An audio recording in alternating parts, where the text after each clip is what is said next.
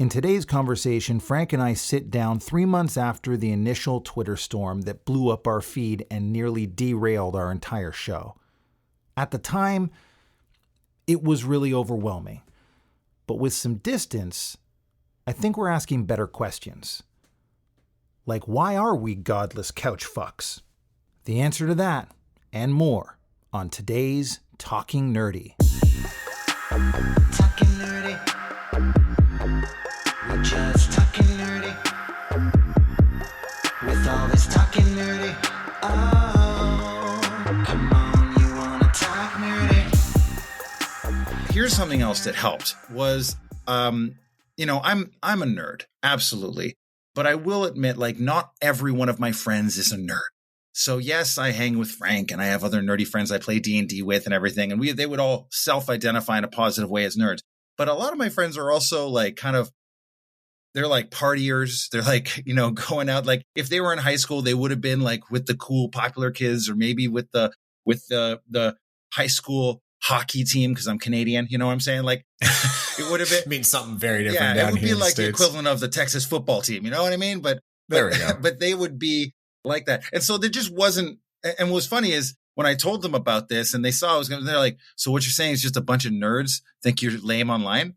And I'm like, and I was like, who gives a shit what nerds think? And I was like, you know what? You're kind of right. I kind of forgot that, as much as we embrace the word nerd and we love being nerd and we love all these nerdy things and we embrace Nerdpreneur, I'm also there's just still that thing about it that, oh yeah, there is a reason why some people dislike nerds and why they did get made fun of and bullied. And I'm not saying it's right to do that. I'm just saying this kind of activity that I experience from them, and this kind of judgment and know-it-allness and this kind of we know better than all of you, holier than thou kind of bullshit that we experienced, that's a very toxic nerdy trait that is also worthy of being oh, that's why so many people take it out on them too.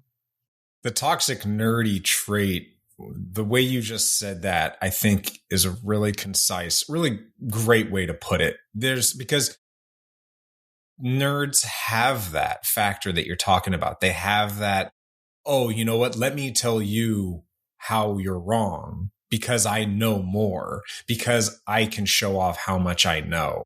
And I do that sometimes. I try to really mitigate it, but I know I do it. And some people do it a lot more than me. And that's just, that comes with the territory. And it's a part of a journey to always control that and not pull an actually. Actually, not everyone who came after us was just some random troll looking for drama. If you want to hear our interpretation of those trolls and why they went after us, you can check out the last episode, part 1. But this episode, we want to look at the people who were really angry and had a reason to be angry. There were stories of people not getting paid for the work they did on projects led by Satine and Jameson. And if there's one thing I know that'll piss people off real fast, it's messing with their money. So yeah, maybe we stepped into more than we realized. Maybe this wasn't just about one podcast post. The question is, are we actually godless couch fucks? Let's find out. After everything blew up, something unexpected happened. Someone reached out to us. Not to pile on, not to take sides, but because he wanted to have a real conversation. Who are you? Why are you talking to us? I'm an author. I've been in the TTRPG scene for a while. I also write novels, books, things like that. I had worked with Geek and Sundry, Nerdist for years. I've written for many tabletop companies. Everything from there's just a ton of them, right? At this point, my freelance, writing is pretty long. But I'm also the person who, is the author of, the Red Opera and, all of the Apotheosis writings, even Battle of the Bards. At that time, I was right in the middle as this is our book that we brought to the studio. Really? So you had a plan in mind that you brought to Apotheosis, or no, is that how you Apotheosis, yeah. Apotheosis? So you had a concept that you'd already started that you brought to the studio. Not No, even a okay. concept, a complete book. Oh shit. So okay. This is Rick Heinz, and Rick Heinz worked with Jameson and Satine at Apotheosis Studios, their production company. So Rick brings them an entire book. Not an idea, not a pitch, a fully built, play-tested campaign setting ready to go. And what happens next? Well, in the tabletop industry, it's all about Kickstarters. One of the Kickstarters that Rick and Satine and Jameson all worked on was called The Red Opera. Then later, Sirens: Battle of the Bards. These are two big, ambitious tabletop RPG projects, both crowdfunded, both attached to Satine and Jameson's names. And at first glance, everything looks epic. Take, for example, the Kickstarter video for Sirens: Battle of the Bards.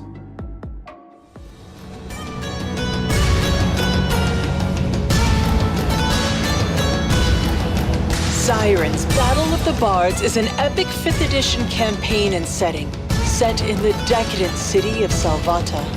Filled to the brim with over 300 pages, 20 adventures, over 10 new bard subclasses, and countless magical items, this is a fully immersive adventure. Mystery, intrigue, and deception lurk within every dark alley. The city of Salvata features 10 districts, including battle coliseums, amphitheaters, comedy clubs, taverns, bazaars, underground magic fighting rings, a new bardic university, and much, much more. You don't need to be a bard to adventure here. All are welcome in Salvata. Dive even further into the story with our partners, Mixed Dimensions, Wormwood, Level Up Dice, Campaign Coins, and Sirenscape. With the Weave storytelling platform, Roll20, Fantasy Grounds, Shard, and Foundry VTT, you can even play virtually. With a full orchestral soundtrack, multiple endings, and new game mechanics to encourage exploration and improvisation, Sirens: Battle of the Bards places your party not only in the crucible of conquest, but at the heart of a battle for the soul of a growing empire. Will you sell out? Will the city be ground to dust? Will the heavens be lured down and open before you? Will you join the Emerald Cabal, the Rebellion, or forge your own path? The fate of tens of thousands is in your party's hands. Join our Kickstarter and inspire revolution. The Kickstarter campaign for Sirens: Battle of the Bards by Apotheosis Studios successfully raised just shy of $300,000 from just under 3,000 backers. The campaign offered a variety of reward tiers, including $1 add-on tiers, all the way up to premium tiers over $3,000. Among those premium rewards, backers had the opportunity to collaborate directly with Satine Phoenix and Jameson Stone to develop their own characters within the Sirens universe. They even had a chance to play Dungeons & Dragons with Jameson and Satine in their home. By all accounts and measures, the Sirens Kickstarter was a complete success on the front end. So what happened to Satine and Jameson in the aftermath of everything? Well, for starters, their Battle of the Bards book is seemingly not coming anytime soon, if at all. I can't guarantee anything. They promise that they will still make it, but I find that to be very unlikely. Their last update was in March, and let me remind you, this is a $300,000 project. Serious capital was invested in this book. And aside from an update where they're saying they're still working on it but don't have a definite release date back in frickin' March, yeah, nothing has happened since. And to say the least, the backers are not entirely happy. So how does this happen? How do we go 4 years and there are still people waiting for the rewards, still waiting for Sirens to be published? Well, to understand that, we have to understand the part of the tabletop RPG industry that most fans never see.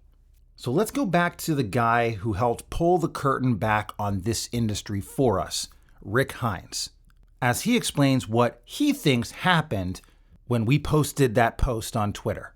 When I look at the explosion of what happened, and when you look at Twitter, TTRPG in general, it's an interesting place because there are so many people who don't actually know who are the creators of the content. Like, here's a good example. Have you guys ever played Curse of Strahd? A little bit. I haven't played it actually, but I know a lot about Right. it. I've seen people play it, right? Who's the author?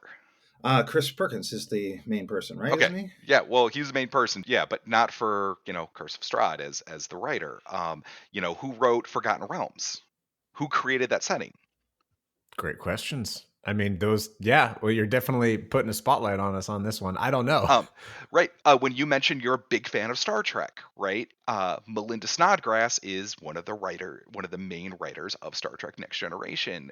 Like, I can ask this question. You guys, have you ever seen Cyberpunk?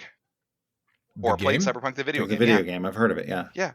Okay, well, you guys never played, you're not fans of it, so this one would be like totally a loaded question, but most people are like, oh, dude, Cyberpunk's so awesome. And it's like, okay, well, who made it?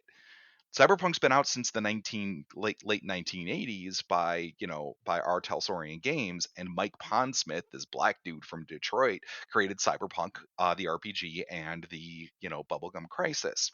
He's been around for years. He just got awarded.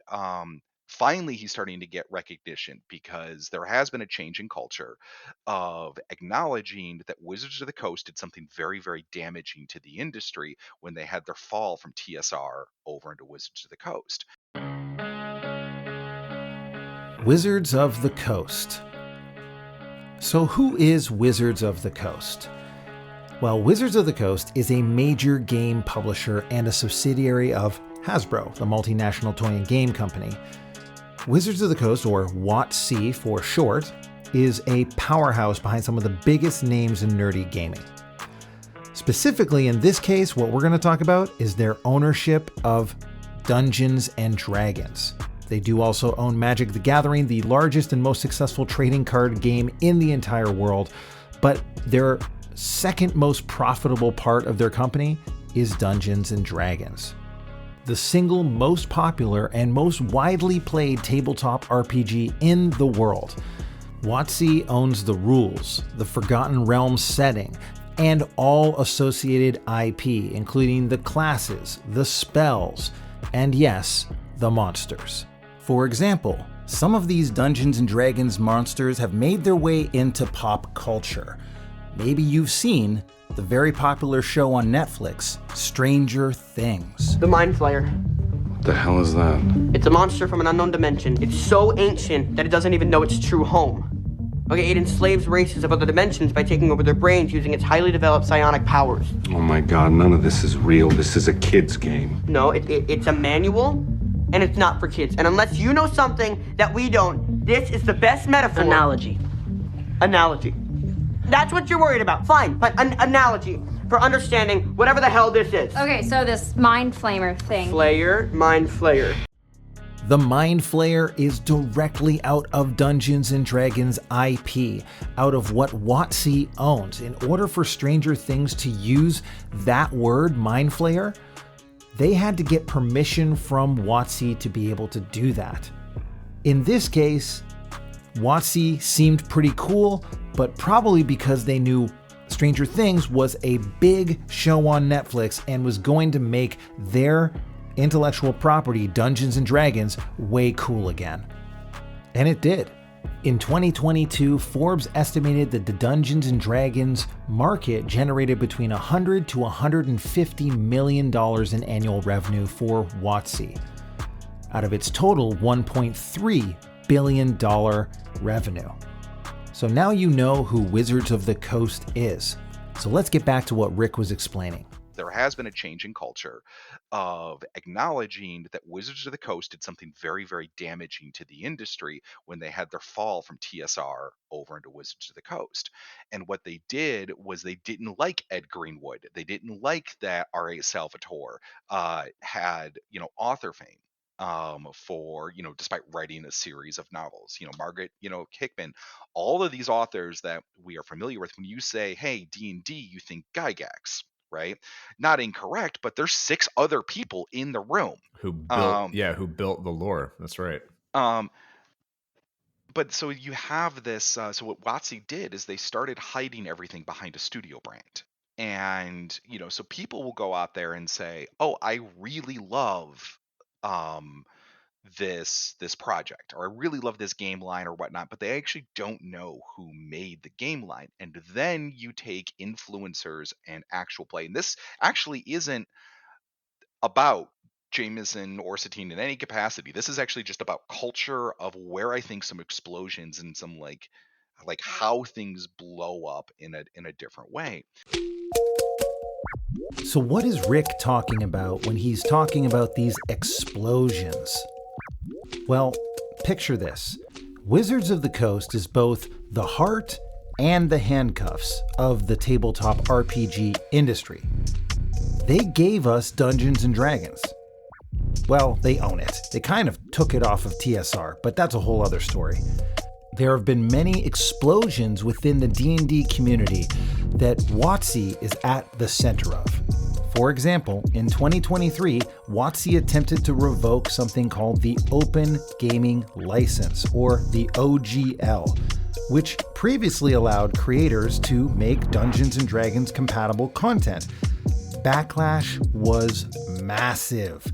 As many of you may know by now, Wizards of the Coast has been facing something of a rebellion from the Dungeons & Dragons and tabletop community. For the past several weeks, Hasbro has been embroiled in a brouhaha of its own making. This is one of the biggest moments in the history of role-playing games ever. We've got to talk about the new version 1.1 of the OGL. This news revolves around the OGL. The Open Gaming License, aka the OGL. What even is the OGL? It was designed and written to be a permanent, never-ending license for third parties to make game materials for Dungeons & Dragons. So if the community are banding together and making you look bad by releasing amazing stuff, what do?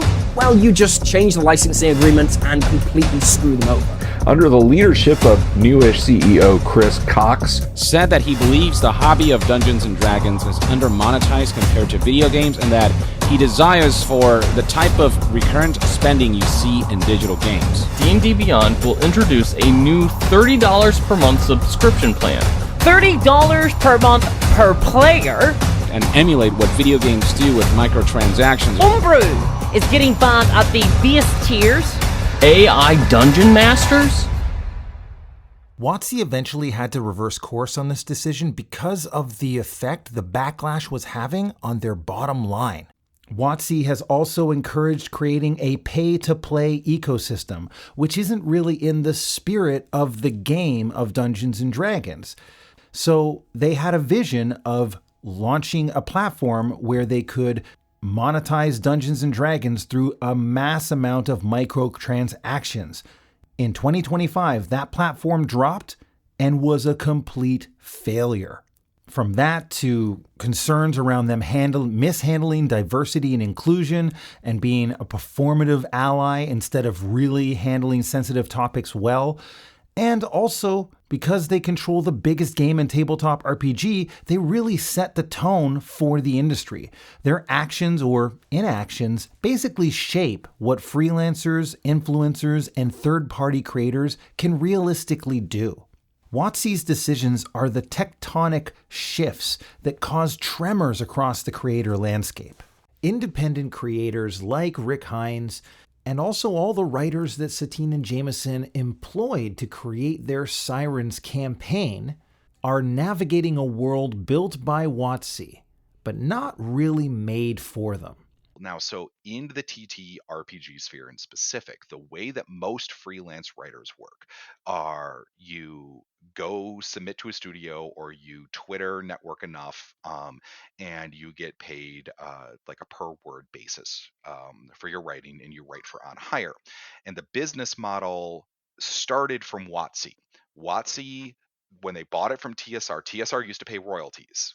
and TSR used to have their writers do their things and be fair, and they were like actual creators because they weren't just writing the book; they were also writing novels and game design and lore. When TSR fell because of the Random House publishing, WotC started doing this thing where it was like, okay, we have our few staff writers and our few staff designers, and then we're just going to start doing contributing. Because we're so big, we can pay 3 cents a word. And we're just going to take freelance contributions from people, and we're going to see who can do it. But we're going to compile a book from a bunch of contributing writers, and nobody has more than 10% of the book in section.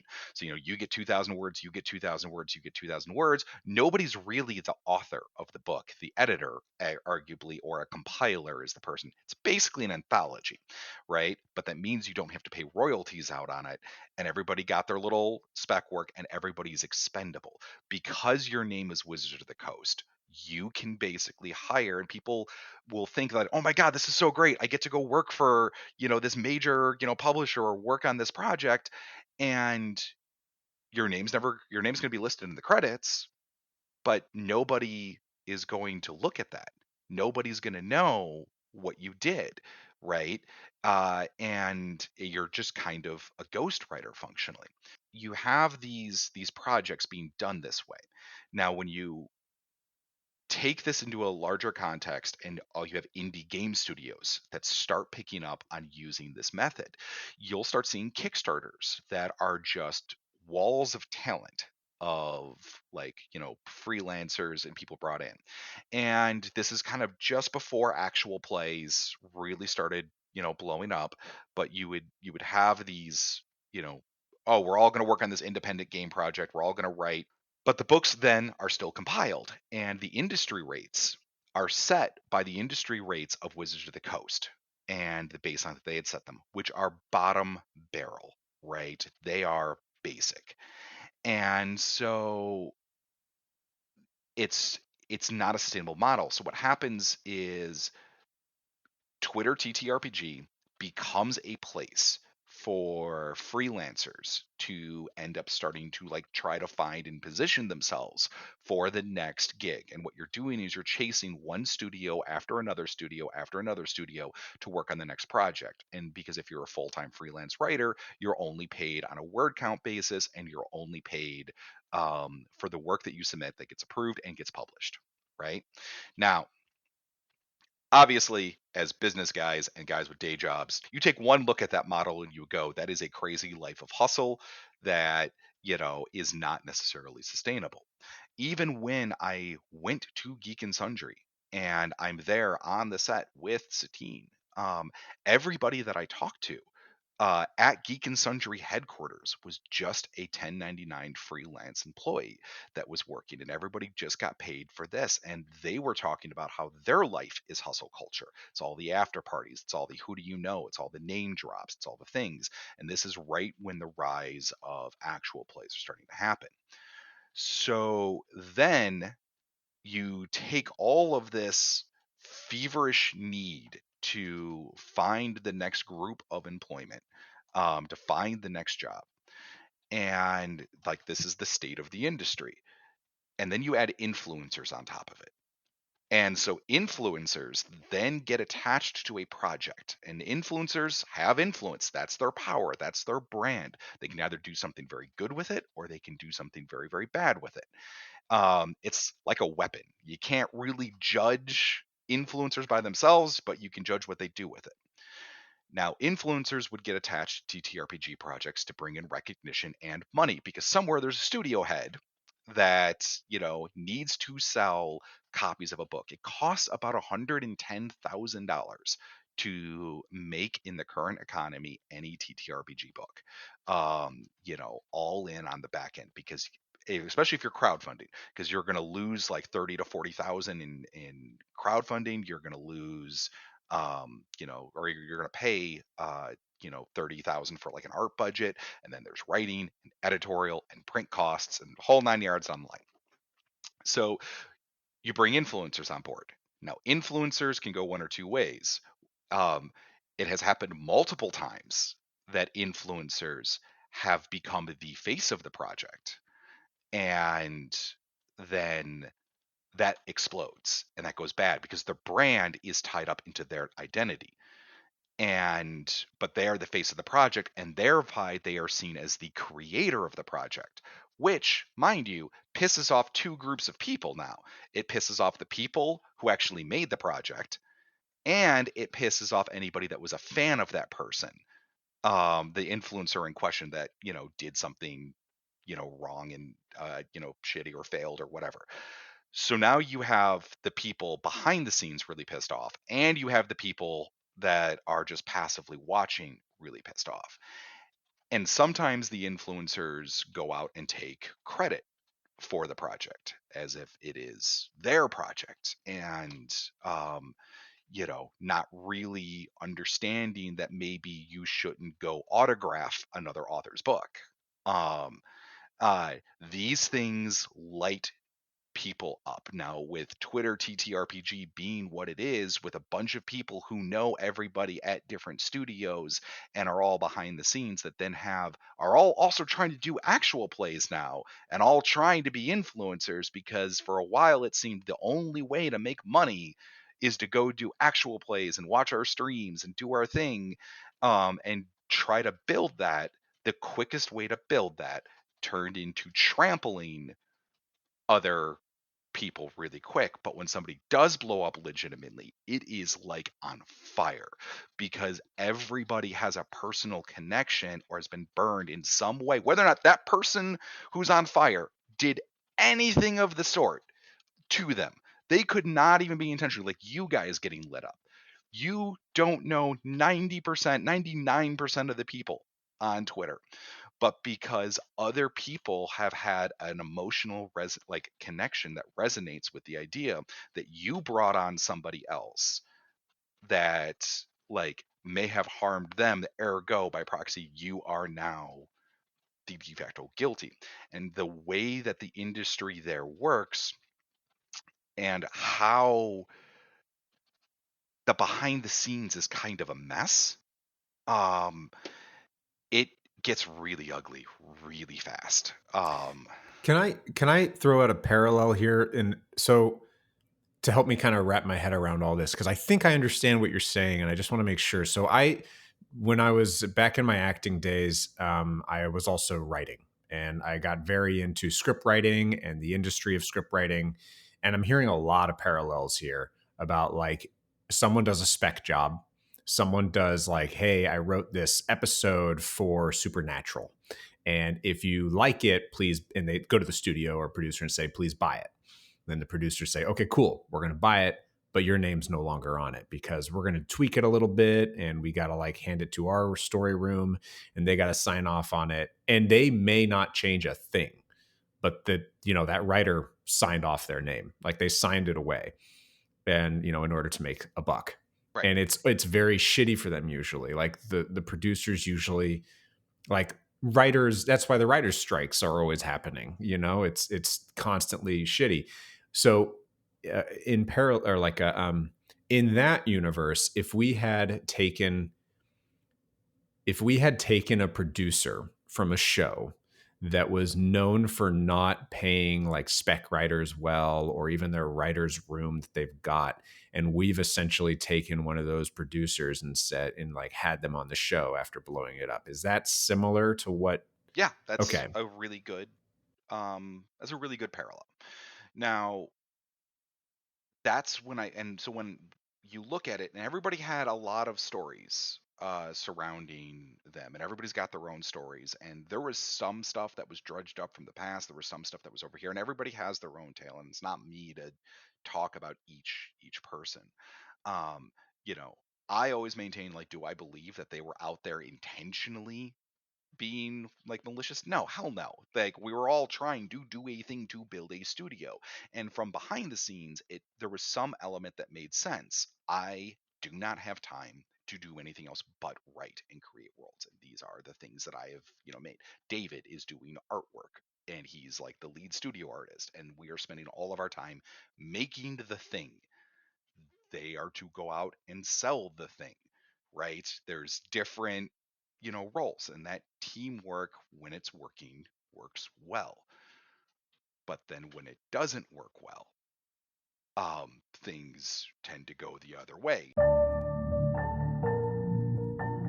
Think about Wizards of the Coast as a level 20 archmage, sitting on a hoard of intellectual property, fan loyalty, and a lot of Hasbro gold. Independent creators, like Rick Heinz and many others, they're like level 1 adventurers. They're scraping together coin from Patreon or drive-through RPG and occasional commissions, just trying to make a living in a world designed to underpay them. This presents many challenges. Number 1 is the gatekeeping gauntlet. Do you want to create something for Dungeons and Dragons? Well, you're at the mercy of their licenses. Want to build something original? Good luck. WotC dominates discovery algorithms and fan attention. WotC tried to rewrite the rules mid-campaign by revoking the Open Gaming license. That one thing would have single-handedly erased decades of third-party creators. The community rose up and nat 20'd a rebellion, but the trust and the damage was done. Then there's the loot tax that they seem to want to put on everything. Even basic spells and stat blocks are locked behind paywalls on D&D Beyond, their virtual tabletop. Their goal as a big corporation is to squeeze more gold from the same treasure chest every single year. That's why pushing microtransactions, subscriptions, and limited digital access is their model. And most fans hate this. So what's at stake here? The indie creators like Rick Heinz and dozens of others are navigating a world built by WotC but not made for them. They're trying to get paid fairly for freelance work, build sustainable audiences, tell new kinds of stories with new great characters, and they're also avoiding being the collateral damage when the corporate magic missiles start flying off in all directions. But every time WotC shifts the meta, whether it's a new edition, a licensing crackdown, or just some PR storm, it can wipe out years of progress for the little guys. So who's the real villain? It's not just one canceled creator. It's not just a drama thread on Twitter. It's really the entire power structure that lets the big bad evil WotC hoard the treasure while the rest of the parties eat rations and struggle for survival. That's the environment that we stepped into when we interviewed Satine. An untold amount of pressure for all of these creators was let out when we made that post on Twitter. This event has shaped us in many ways, and not only the show, but you and I on an individual level, our relationship together, the way we handle this. I mean, I was so grateful in that time that you and I were, fighting this together. I was so grateful that you and I could lean on each other and that we could talk about it. And I felt like, man, if we can handle a shitstorm like this together, like that's awesome. That's a great sign for us and what we're doing together. The other thing that probably the biggest thing to come out of all of this for me on a personal level was right now I've been for months, over a year, really, I've been very conscious of how the impact, the preferences of others really impacts my actions that I take. And I don't like that. I'm not a big fan of that. And this is something I've been working through in therapy. And Chris, I don't really like to bring my therapy into our podcast very much, but I'm going to right now. So buckle up and bear with me, buddy. So pretty much the big thing, and I bring this up also not because it's an interesting story from my perspective, but I think it's an interesting thing that other people can relate to is we oftentimes, some people will want to do things because they know it will be acceptable. They know it will be approved by the masses. They know they won't be, for the analogy we were using, they won't be stoned by the masses. They won't be ostracized. So they take the safe route. That is what I have done my whole life. for the most part. I've done a lot of things because I know they're the safe way to go. And this incident, when it blew up, was at the time when I was really asking myself, why do I do that? I don't need to do that anymore. I don't need to take the safe route. What I want to do is actually identify what I want. What do I want? Speak up for myself, and then hear how that settles in the community that I'm a part of. And this was a great chance because we were getting inundated in an unbelievable way, in a way that I have never experienced, of people who did not like what we did. And their preferences were loud and powerful in telling us, you're pieces of shit. The content you created is platforming an abuser. And so I had this voice I've had in my head my whole life saying, oh my God, the preferences of others have been heard. We have done something bad. We need to change so that they like us again, so that they approve of us, so that we don't get stoned in public by the masses. And this whole time, there were tweets that you helped me like recognize sometimes what I was doing, but sometimes I had tweets where I started to backpedal a little bit. I started to kind of like, oh my gosh, like that's a really good point. Like I appreciate you sharing what you're saying. And then I started to feel really like I was a bad person. But thankfully, I was going through all this work at this time to recognize, like, hold on, wait a minute. This work you're doing is telling you that you should find what you want to do in all of this. Don't let their preferences drive you. And from that, I was able to find that this has been it was honestly a crash course. This kind of like, I forget what it's called. Oh, it's exposure therapy. This was an intense level of exposure therapy for me to get through and push through. But out of it, I have become stronger. I have gotten more comfortable because when something this big blows up for an individual, it feels like, okay, this is pretty high up there on a bad case scenario. Pretty high. It's not the worst, but it's pretty high up there. And I'm okay. I came out stronger. I came out fine. Nobody got hurt. We're all good.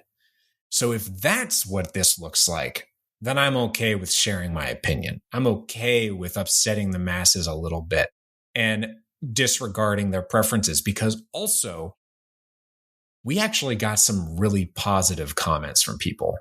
Not a lot, but we got some.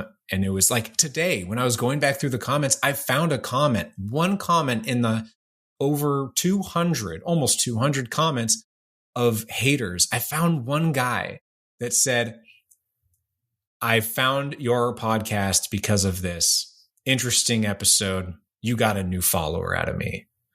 And I realized we hadn't commented on that at all. So I liked it. And I just told him, thanks, man. Like, that's super awesome to hear. I hope you have a great day. And I was like, yes. And this is the thing. I mean, just perspective on that. And I appreciate you sharing, because I think that'll help people from a personal perspective, understanding you don't have to, other people's opinions don't have to become your reality. You know, this is true. Yeah. And maybe I'm just a little more practiced in it because of sales, and, you know, I am having to suck and people getting pissed off at sales people all the time. It's not personal. But I will say that when you look at the stats, there's, let's say, 86,000 people that saw the post. Only 200 of them out of those 86,000 ever made a comment, which means that they were enraged enough to pile on, or they were actually insecure or the whatever. Stats are less than that. Total 105,000 people saw us. The total comments we got was just a little under 200. Yeah. So I'm just saying, you know, I'm doing rough estimates, but my point is that there's very few. I think there's a lot of unsung people that's heard about our podcast through that, and the reason I know that is our downloads have gone up overall. And it's not just from the first month. There's actually other months where we now have consistently higher numbers of people listening. And so, yeah, I mean, did we grow from this? Kinda. And was it a sort of rough and tumble experience? Yeah, a little bit. What I did like what you said is, like, you know, I was working on this in my own life at the time. You know, the ability to kind of separate my own, you know, mentality around, you know, making other people happy versus like what I want, and that nuance. And the thing I have noticed in life is that whenever we really get committed to change and really get committed to a newer version of ourselves, that is growth, right? Life loves to test us and ask us, are you really committed? Because anytime I've ever had a bigger goal, like I'm going to double my income this year, or I'm going to hit this sales goal, or I'm going to, whatever it is, like I'm going to become a better partner and a more emotionally understanding and empathetic person, whatever it is that I've had, that then life throws challenges. That's when you have the fight with your partner. That's when, the hardest sales, your car breaks down, nobody shows up to the sales calls. Like that's when life starts to test you to see like, oh, really? You're committed to that now? Well, what if it's hard? What if it's really hard? What if you actually really had to be committed to it? Will you? Because that's what life does. And it tests people who aren't really committed and shows them where they're supposed to be. And we have to ride through those really challenging moments. We have to remain committed so that we get to the other side as a person of growth. Yeah, I want to add up to that. The being committed, that was a big takeaway for me as well out of this, like building on to the idea of I've heard their preferences. They were upset. The world hasn't ended. Great. And then the next step for me was I want to continue to identify what I want, and I want to continue to be okay with upsetting certain people and knowing that some people will be upset. Some people will like it. Either way, I'll be okay. And when it comes to opinions, actually forming them and sticking to them, because for me, actually having an opinion is what has been a challenging experience throughout my life due to various conditions.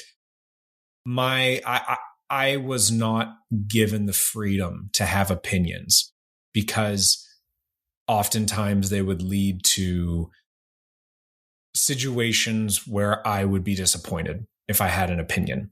So due to mental survival, emotional survival, I just stopped having opinions. And now, and I know other people are in that boat. I know it. And so when you finally start to get back in touch with, I want to have opinions. I want to have preferences because I'm a human too. I deserve to have these wants recognized and addressed. And so when it comes to doing something in the public sphere, it's very scary because you're going to get blowups like this occasionally. But as long as they are opinions that I feel confident, I know the why, and the why is really important. If I know the why, then I'm willing to stand my ground. But there's a balance because you can't just be all like steadfast about the why. You also, I want to be open-minded at the same time. So steadfast in my understanding of why gives me a solid foundation, but at the same time, still being open to reasonable conversations with rational people when they are rational, as opposed to a lot of the Twitter haters we had that were not rational. They just wanted to spew some emotional vomit on us. Yeah, it's not a reasonable discussion. It's just a chance to get attention. I am of the opinion now, and back when this happened 2 months ago, I was, even saying things to you about, man, I really don't want to upset these people anymore. Like, I really want us to be mindful and compassionate and kind to them. And I definitely believe compassion is a cornerstone, compassion and empathy. But at the same time, these assholes didn't express any of that towards us. They did not have any compassion. They just wanted to spew on us. And I am like, okay, that's so not compassionate. Like, why should I give them that energy in return? No. And also, like, there's something about the nerd brain, too, that is, like we were saying, very, on one side, amazing, because you get people who are, well, like any of the people we've interviewed before, like a Monkey DM, like an Andres from Mud Lab, who's obsessed about pottery, or like Cheryl, who's obsessed with outdoor wear, who she's an outdoor wear nerd, right? There's an obsessive, awesome quality towards being a nerd that allows them to go into these fields, obsess about the information, create a higher level of, say, knowledge or strategy or quality or product, and then bring it to other people, and they want to pay them for it. But the other side of that, and this is something I learned from some podcast somewhere, I heard it, but you don't get a gift without a temptation.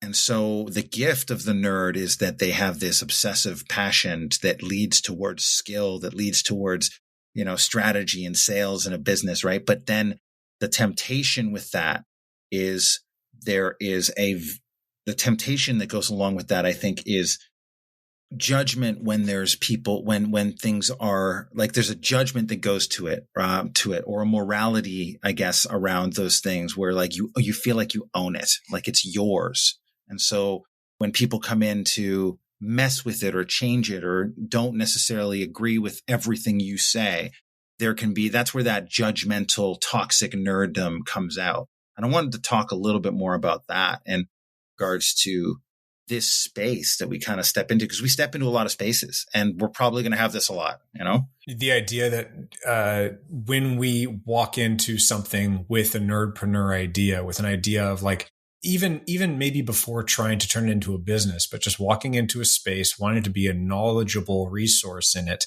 Like, say you are putting out content that you create and you're trying to get that started before even making money, and how you're going to just get this. What I heard from what you said was this sense of attachment, and how that sometimes sets us up, because we do get attached. As part of being a passionate nerd is that you are attached, you are passionate about this thing that you're trying to do and fulfill. Well, it's also like there is a selfish self-obsession around it too, right? Like, I think that there is always a gift, but then there's always a temptation. And so whether your gift is, writing, and that writing leads to you to isolate, and then you don't understand people as well, like that could be an example of one.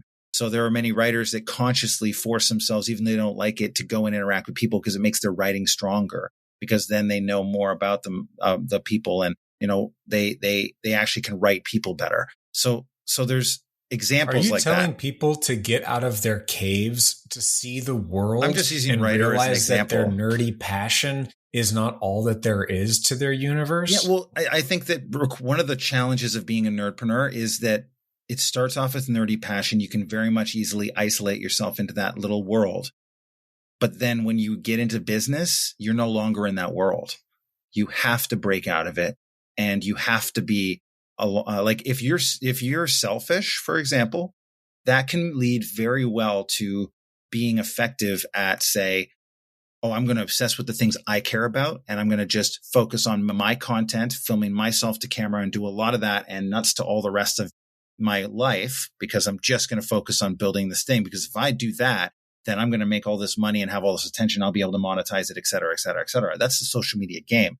But the temptation with that is to get so obsessive that everything else falls away from it. And there are people that probably do that and have those things that may not have it all, even though it seems like they do.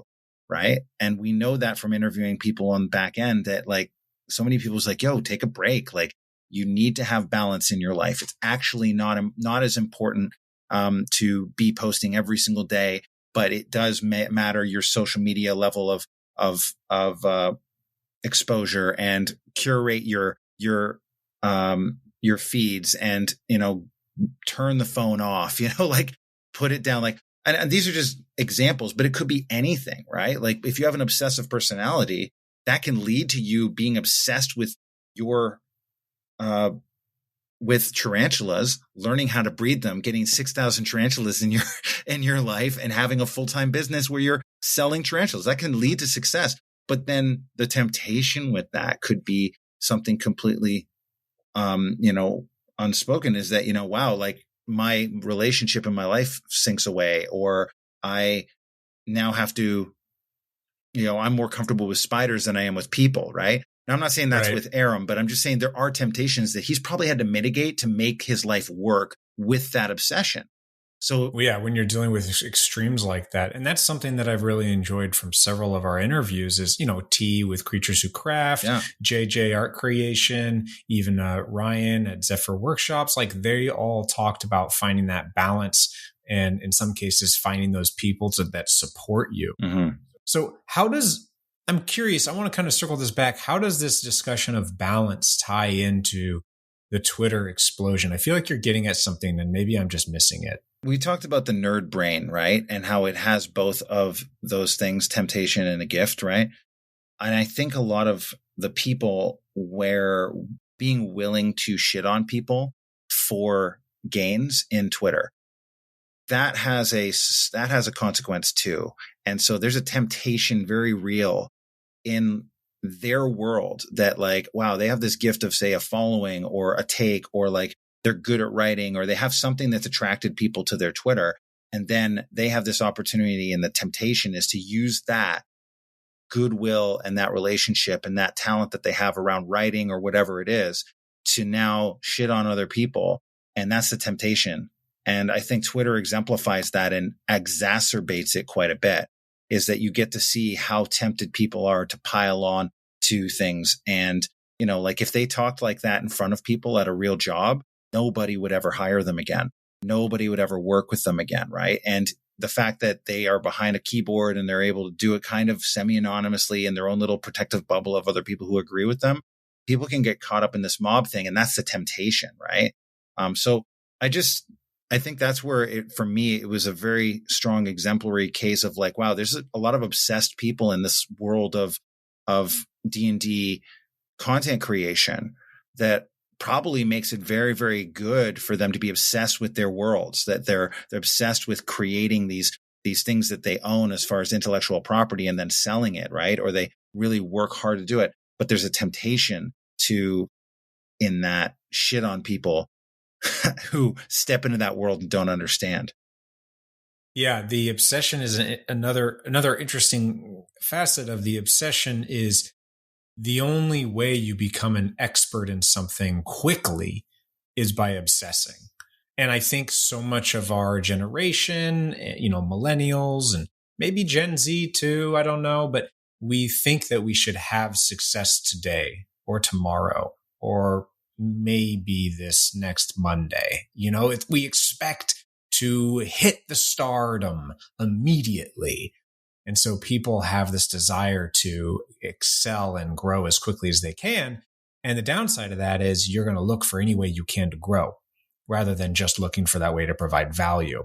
And, you know, we got accused of that by like doing the gotcha journalism or trying to, you know, use this as a clickbaity thing. Like, I get where they're coming from. Like, and you and I have talked about this in other places. I think that everyone who has a business to some extent is trying to come up with the next thing that will get new attention. Now, ethics, you have to tie ethics into that. And I still don't think that we did something unethical. I think that what we did was we had an interesting conversation with someone, and that is fine. Having a conversation is fine. But when you get some people, in the case of Twitter, that are going to try really hard to tie into conversations, to make it sound like they are holier than thou, they are a good guide, they are a leader amongst the fight for justice and truth and a better future, then everyone follows them. And really what they're doing is they're just perpetuating this hate. They are circling this hate storm so that they can be seen and noticed. And that is another great thing to realize, that if you go into the public world, there are people that are looking for you to fail. There are people that are waiting for you to enter the arena, to stumble, and then they will point at you and shout to everyone that can hear them, look, they made a failure. They stumbled. Look at how dumb they look. Look at how foolish they are for even trying. And Brené Brown talks about this kind of a thing. People who stumble into the arena, the only people you should be concerned about, the only opinions you should be concerned about are the opinions of people that are in the arena with you. And these people that we see are not in the arena. They are in the stands. They are pointing at us, and they're pointing out a learning experience. Well, I have experienced that exact thing when rapping and freestyling on TikTok. So it's kind of really? Oh yeah, absolutely. I've just started posting like freestyle videos, and they're pretty lazy. I'm just sitting on my couch, like I'm not even standing, and I'll just hold it up and I'm freestyling stuff into the mic, into the the phone with background music. It's pretty low production and low stakes. But it's amazing because I don't know. My last video got 1,600 views, which is not small. And it's not nothing. But it's funny because like I've had a few people who was like, oh, that's great. It's great. And then the other side of it is like the first comment on my last video. I got to look at it exactly. I think it is so shit. Please stop. Fire emoji. So I don't know what that means, if it's like real or fake or what. But it's but it's funny because like you hear that and you're like, oh well, I could just stop right now and never do it again. Or I can let that be. But then I look at it, I'm like, that got more views. This thing got more views. And I also got a bunch more likes on this one than I did the one I did before. So I just happened to roll the dice wrong. And that guy who's a piece of shit and wanted to shit on me decided to do that first.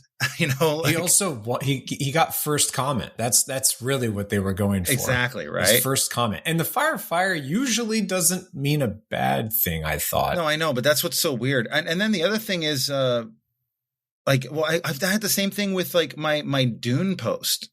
Like I wrote a Dune rap song, right? And when Dune 2 came out, there was a bunch of stuff. So I re-released it. I put up a couple of things and like that got 3,500 views and 66 likes. So a lot of people seem to like it. But like a lot of the comments were like, keep it unreleased. Google how to delete someone else's post. Wow. Yeah, like, let's see here. Let's see. I mean, there's a lot of good ones. That's why I'm having a hard time actually too, because a lot of people liked it. Nice. Oh, it's like, this one is like, spice in my chalice is heat, but this is not it, bro. Like, that's like weird constructive criticism where they're like, I like that line, but everything else is shit. Like, a lot of people seem to like spice in my chalice. That's fire. Well, it is, absolutely. But I'm just saying, like, there's a lot of things that you could, when you're stepping into the public light, you're inviting people to just give you their opinion. And if you spend a bunch of time talking to people about their comments or wondering what people think, as an artist, which I think we all have our art form. And that's why I say I'm talking about this like from music, which is very personal. And it's very, it's very easy for people to say, well, you have to just shut the fuck up about and do your own music because you're going to find your fans. I would rather be hated. In order for some people to like us, you have to have some people to hate us. Like you're going to have some people who love you and you're going to have some people who hate you. Right. And I think that's what we achieved with our last post and our Satine interviews. We got a lot of people who hate us. And then we also got some people I think love us out of it. And whereas what we were doing before was just wallowing in the in-between of mediocrity and not creating any emotional reaction. And I think that you have to invite those to love you, and that might make some people hate you. So I'm okay with it. Is my long form version of saying, similar to the way I'm making music right now, it's like you just have to step into the arena. And if I worry too much about what everyone else is saying and thinking as like, the roll of the dice of the TikTok comment, I'm going to stop making music and I'm not going to actually do the thing I want to do with my heart and move it out that way. And we all have our art. And whether that art is making a podcast like what we're doing here, or if it's launching products like, some people have that art around marketing. Some people have an art when it comes to selling things. Some people have an art when it comes to creating props, for example, like mimic books, or some people have an art when it comes to creating fairy wings, or an art when it comes to breeding tarantulas. Like, what is your art? That's what Nerdpreneurdom is. It's about creating and finding that art. And when you do, you've got to be willing to step into the arena and be hated and loved at the same time for your art. There are going to be people outside of the arena who really just won't ever like what we do.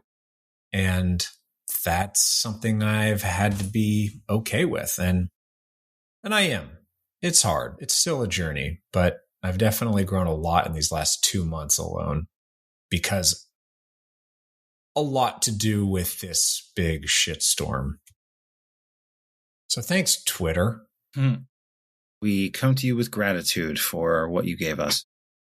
And we're also very gracious to anyone who's listening. And we'll link to a bunch of stuff in the show notes. So if you want to know more about the context around the Satine situation, we'll put that in. We'll link to the episodes we're referring to if you want to listen to them. We'll also link to maybe the Twitter storm. So if you want to see what people are saying about us. What I wanted to, I just wanted to shout out that if folks are listening to this and they would actually like to help us, please leave us reviews to help combat the negative reviews we got from these people who didn't even listen to our show. They did not listen to us. They just didn't like the fact that we interviewed Satine, and we have tanked, especially on Apple Podcasts. We are fighting our way out. We're back in the 3-star zone, but we are still fighting our way back towards the 5 stars. So that would be huge. That would be huge on Spotify, wherever you're listening to us. Just leave a review, what you think. Feel free to leave a comment. That would go a long way. Yeah, we appreciate everybody listening. And as always, keep it nerdy.